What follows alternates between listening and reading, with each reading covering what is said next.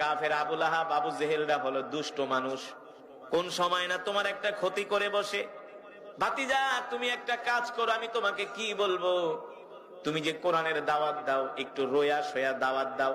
চাচা আবু তালিব পর্যন্ত আল্লাহ রসুলকে কোনোদিন কোরআনের দাওয়াত দিতে নিষেধ করে নাই।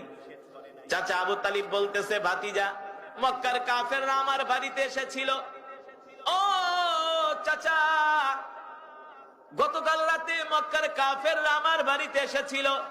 মক্কার কাফেররা আমাকে 3টা প্রস্তাব দিয়ে গেছে। 1 নম্বরে, তুমি যদি মক্কার নেতৃত্ব চাও তাহলে তোমাকে মক্কার নেতৃত্ব দিয়ে দেয়া হবে, তারপরে তুমি কোরআনের দাওয়াত বন্ধ করে দাও। আর বাংলাদেশে কিছু দরবারি আলেম আছে, মৌলবী আছে গিয়ে না, হালুয়া খাওয়াই না মৌলবী আছে, ওদেরকে যদি প্রস্তাব দিত তুমি যদি নেতৃত্ব চাও তোমাকে বড় মন্ত্রী বানায় দেওয়া হবে, বড় এমপি বানায় দেওয়া হবে, কোরআনের দাওয়াত বন্ধ করে দাও, দেখবেন ফতুয়া দিয়া বন্ধ করে দিত। আর আম পাবলিক রে দিলে তো কোনো কথাই নাই, হ্যাঁ, ইমানই হারা হয়ে যাইত। ঠিক কিনা বলেন? ঠিক না?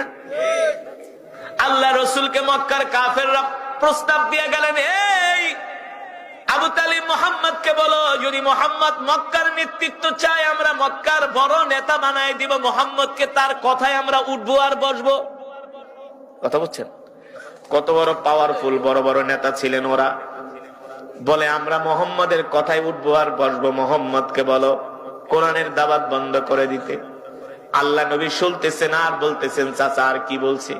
বলে, শোনো ভাতিজা, মক্কার কাফেররা বলে দিছে তোমার যদি সম্পদের প্রয়োজন হয় মক্কার বড় ব্যাংকের চাবি তোমার কাছে দিয়ে দেওয়া হবে, যত দিনার দিরহাম লাগে স্বর্ণ গয়না লাগে তুমি উট ভর্তি কাফেলা ভর্তি তুমি বাড়িতে নিয়ে আসবা। চাচা আর কি বলেছে? বলে, শোনো ভাতিজা, দুনিয়া কাফের আবু লাহাব